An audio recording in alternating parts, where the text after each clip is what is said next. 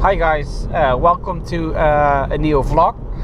A vlog in which I hope to turn into a series, and it's the series for the quest for a new car or company car. Currently I'm driving my current company car. It's the BMW 116D, and actually it was planned to return this car to the lessor in January of 2021, when it's 3.5 years old and had run about, well, I think 155,000 kilometers, although the contract was for 180,000 kilometers. Anyhow, I was called and the leasing company asked me, do you want to extend the lease? So I extended or agreed to the proposition to extend the lease to 5 years or 209,000 kilometers in total. So I will be driving this car for about 1 year from now.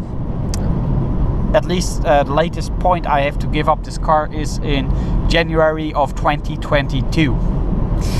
Why did I agree to drive this or to keep this car instead of opting for a new car or doing something differently? It's just because the new 1 Series doesn't attract me that much. And the 3 Series, for example, is, well, it's not too expensive, but then there has to come quite a chunk of money from my own pocket, which would be my own part I have to pay on the lease, which is above the leasing budget. So I was looking this morning, well, what does a 316D cost with some agreeable options, and I'd be around somewhere, I think 400 to 450 euros above my my budget, my leasing budget. I have to say these costs include all the costs for the cars, inclusive fuel component. So you'll be paying then, in this case, I think about 1,000 euros on a lease for the car, and then 200 euros for the fuel. It's all included.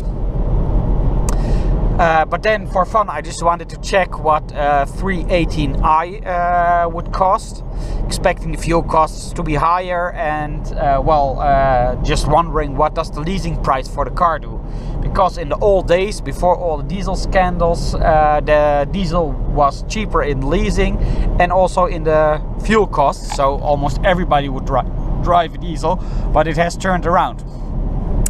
But unfortunately, due to our company policies, we're not allowed to drive a 3 Series petrol.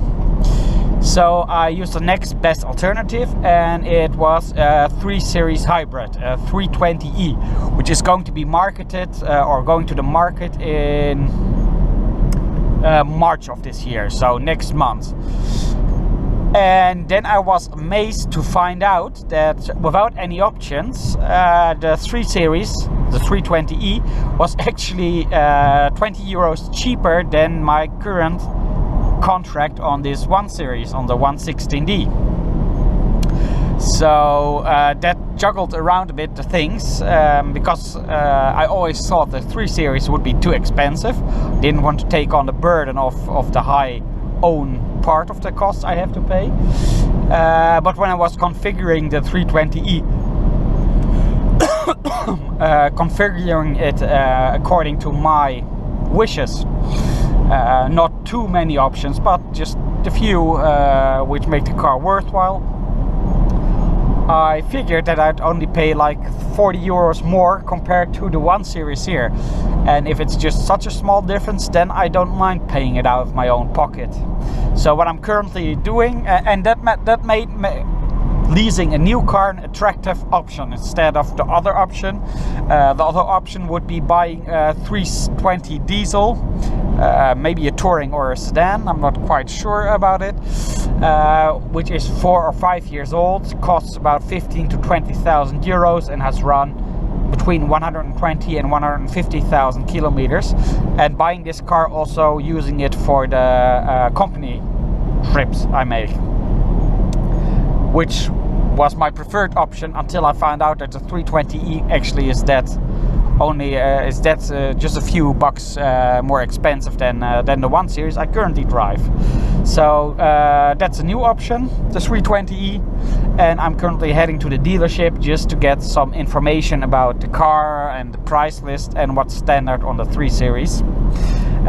Which rims and if the navigation is included, because I'm from the previous generation of cars like this 1 Series, where everything was in an option. So the sat-nav, you either order the business or the professional, and I have the feeling that the sat-nav for the 3 Series now is standard, at least a small sat-nav, and it's the BMW Live cockpit, which is an option, at least in the Netherlands.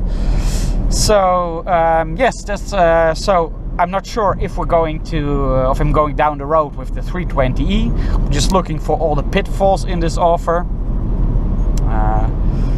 But I think it's a nice it will be a nice series of videos, which of course there will be quite some time between them, but will be quite a nice series of videos for my quest for the new car, because I know in like late December or January, 11 to 12 months from now, I really have to give this car back to the leasing company and have to decide if I'm going to buy a second-hand car and drive it on my mobility budget, or just lease the new car. So please let me know what you think about this quest. Maybe you have other options between buying a second-hand car or going for a hybrid. I wasn't always too fond of the hybrid, but when it's just this inexpensive compared to the general petrol or diesel model of the same type, it's gotten interesting. So please comment below what you think of this. So here I am back from the dealership. I got the 3 Series brochure and the 320 or the 3 Series Touring. Unfortunately, he told me that they don't have any new brochures with information about the 320e available, because due to Corona there aren't any new brochures being printed or distributed. They are trying their best to get some, but he gave me his card. He was very kind and gave me his card and told me that I can contact him or in a few weeks to see what's going on. The only information is on the website, but I told him I'm looking for things like colors and everything, which don't display very well on the configurator. But he said, well, that I can make an appointment in due time, then we can talk about all the options and colors and get a quote from him, which I can then hand in at the leasing company. So, well, that's it for now. When there's more, oh yeah, one other thing, this dealership already ordered the 320e. A colleague of the sales rep I talked to, and he offered me to drive the car when they receive it, probably somewhere around May, and they will be one of the first in the Netherlands to receive the 320e. So that's a kind offer he also got, and I think I will take it. But that's it for now. I will just go through the brochures, and then I'm going to make a second part of this series when there's something new to talk about. Thank you for watching. Oh yeah, be sure, if you haven't subscribed to my channel, subscribe to my channel and put a thumbs up. Then you'll be all set for the next episode. Thank you.